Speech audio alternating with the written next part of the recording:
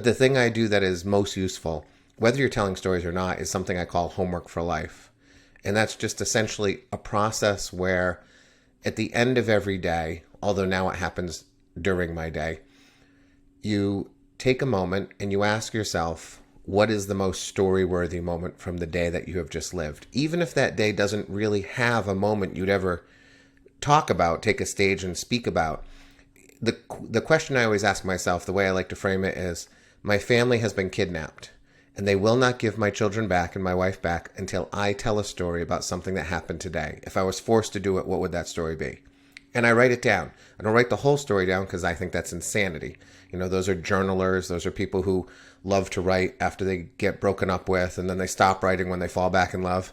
I like things to be small, repeatable, and practicable. So I use an Excel spreadsheet. It's 2 columns. There's the A column, which has the date, and then I stretch that B column across the screen, and it's in the B column that I write my moment, what happened over the course of the day. I started doing it hoping I'd get 1 new story per month, 12 new stories a year. I thought that would be amazing.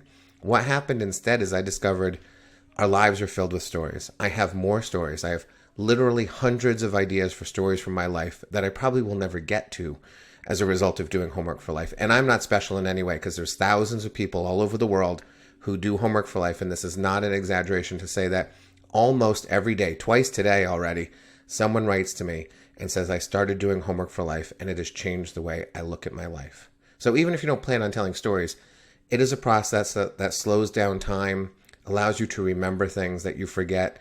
It starts to make your life feel like it has more meaning than it currently does, because we really do just walk past our memories as if they're worthless. And what happens is we end up being 50, 60, or 70 wondering, where did the time go? The time didn't go anywhere. You just didn't bother to mark it. You didn't bother to take note of those moments. You allowed entire years to slip away without a single memory of those years. So homework for life is where I find a vast majority of my stories.